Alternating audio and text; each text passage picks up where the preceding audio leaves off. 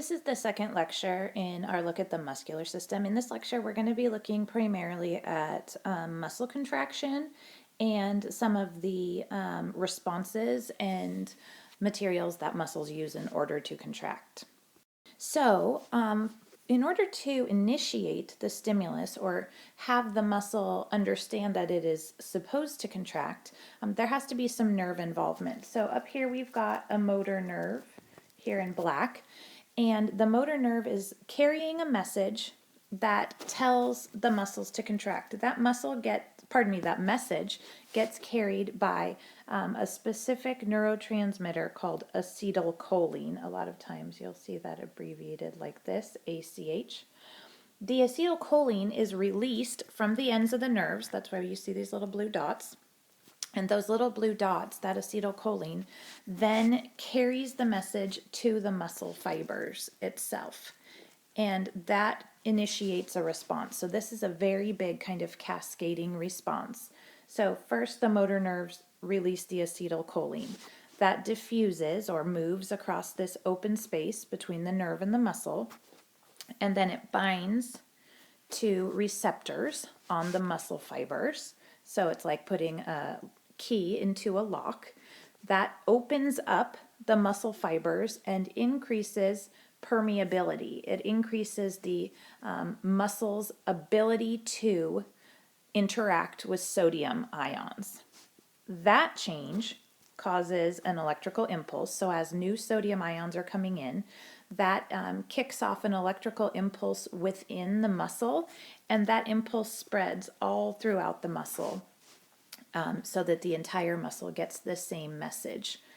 As that electricity is spreading, now calcium is basically following sodium into the muscle fibers, and that calcium causes a change in the shape of the muscle fiber, and it specifically causes a change in the location of these two proteins. They're called troponin and tropomyosin. So those are both proteins involved in muscle contraction. So I've kind of given you here the basic steps of this process. Once the tropomyosin and troponin are shifted, what happens is we expose the myosin fibers and the actin fibers. Now you've heard about those already. I'm going to shift this for a second over here because I want to show you a picture. So in this picture, we see both the myosin, which is right here, so myosin, and the actin filaments, which is right here. You can see that we are way zoomed in the muscle fiber here, so we can see them kind of lined up parallel to one another. The key here is that the myosin has these little structures called the myosin head, and those structures act like a bridge. Basically, they connect temporarily the myosin to the actin, and they form a little cross bridge. So this is step one here, and then if you follow the arrows over here to step two, there's quite a lot happening here, and I'm not concerned about you knowing all of the very intricate details, but I do want you to understand that this myosin head grabs onto the actin. You can see here now they're in contact with one another.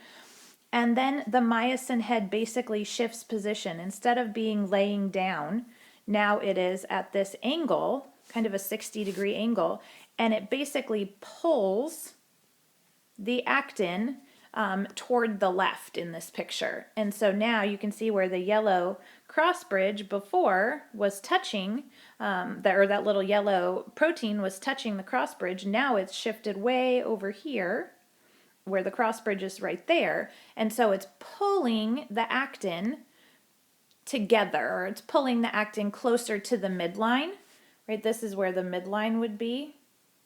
And on the opposite side of, if we had a whole other one of these pictures on the left, there would be actin being pulled also toward the midline. So overall, the entire muscle fiber now has shortened. The sarcomeres have shortened, the muscle fiber has shortened, and that's what we know as contraction. Let me shift this back out of the way here, and you can get kind of an abbreviated version of what I just said. But the most important part of this information is that in order for the muscle to contract, every sarcomere has to shorten. And it does that when the actin and myosin come together temporarily and the myosin pulls that actin to the left. We'll watch an animation of this in class, which will, I think, help make it a lot more sense. So in order for the muscles to perform this activity, in order for contraction to occur, in order for any activity to occur, the muscles need both fuel and they need oxygen. So the fuel that our muscles use is primarily glucose, and they burn glucose. Basically, it's like your car engine. The glucose is the fuel, and the oxygen that we breathe in helps to break that glucose down so that it can be used as the power source for muscle contraction. We get our oxygen through breathing, but then it gets carried to the muscle tissues through the blood, and the carrier is a little protein called hemoglobin. Hemoglobin drops the oxygen off at the muscles. That oxygen then moves through the muscle fibers, and it takes up a position in the mitochondria. Mitochondria are the factories of all cells in the body. So the mitochondria break down the glucose. When that breakdown is happening, heat is released, and the muscles can use that energy to perform their activities. There is another protein also found in muscle fibers called myoglobin. So myo, you might remember, is the root for muscle. So myoglobin is a muscle protein responsible for holding oxygen in the tissue itself so that it can be utilized when the muscles are doing lots of activity. It's sort of like having a backup fuel tank in your car, right? If you burn through all the fuel that's in the gas tank, now you've got this extra fuel, say maybe in the trunk, and you can use that for additional power. It is very likely and often possible that our bodies use more oxygen than we have access to from breathing and that we have access to from myoglobin storage. So when that happens, when we run out of oxygen, the body continues to work, right? We can't just shut down entirely, but the body has to work in a different way. So now instead of performing regular cellular respiration is called aerobic, which means with oxygen. The body continues to burn fuel, but it does so without oxygen. And so the waste products become different. Instead of carbon dioxide as one of your waste products and some other things, the body starts to produce other materials. One of them is called pyruvic acid. And then pyruvic acid additionally breaks down and creates lactic acid. The lactic acid travels through your blood. When it gets to the liver filters it out, and then it kind of pulls it apart and reassembles it as pure glucose again. However, that takes a while. If there's a bunch of lactic acid built up in the muscles, it takes the blood supply a long time, hours to days, in order to carry all that lactic acid away. It's like if you created a ton of garbage waste. Let's say you had a party at your house for 600 people, and there's all kinds of cups and plates and napkins and food scraps and all this garbage, but your garbage man only picks up one garbage can at a time, so you have to wait, right? He has to come multiple times to get rid of all that waste. The blood has to move through the muscle multiple times in order to carry all that lactic acid away. While the body is waiting for that to happen, it is in a state known as oxygen debt. Until the liver moves all that lactic acid, or actually until the blood moves all that lactic acid to the liver and the liver breaks it down and recreates it as glucose, the body is in debt. It owes itself oxygen storage. And so it takes time for you to breathe and for the hemoglobin to carry oxygen to the muscles and then myoglobin to store that oxygen. And so the body's not in prime working condition at that point. It takes a little while for it to recover from such an event. What you might experience after oxygen debt, and even prior to oxygen debt, if the muscles were just being used a lot, or maybe more so than normal, the muscles get fatigued, just like you do. If you are up for too long or you don't get enough rest, you get fatigued and you lose the ability to do things as well as you might otherwise. In your muscles, that's the ability to contract. It does not mean the muscles cannot contract, right? You can still walk even when your muscles are fatigued, but the contractions may not be as strong as they otherwise would. Your body's metabolism is not functioning as quickly or as what's the word I want? Or as efficiently as possible. So there are a few things that can cause that. The first one would be the buildup of lactic acid, right? You have used more oxygen than your body had stored, and so it's taking a while for that lactic acid to go away.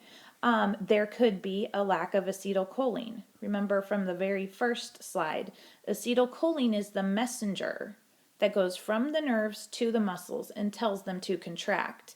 If that messenger is in low supply, then there's no communication telling the muscles to contract, so they temporarily lose their ability.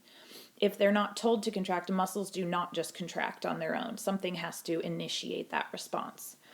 The other thing that could cause temporary muscle fatigue is a lack of blood flow, and the reason for that, of course, is oxygen.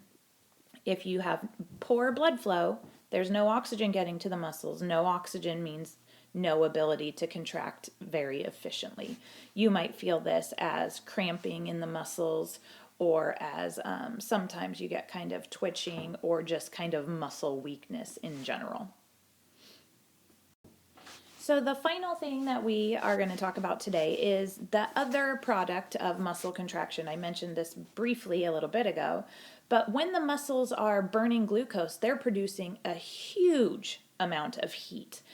So some of the energy that is created whenever bonds, chemical bonds, are broken, so remember glucose looks something like this. Whenever these bonds are broken, heat gets released. And so about half of the heat in your body is used for metabolism. That means for keeping the muscles warm so that they can function, for burning food that you eat, things like that. The rest of it just becomes heat that kind of radiates out of the body. Heat that's carried in the blood, heat that is stored in the skin, heat that is lost to your environment. But the muscles doing all that work is what keeps your body warm. Your muscles are like an internal thermostat. They're just constantly pumping out heat to keep the body at the 37 degrees Celsius that we like. So that's it for today.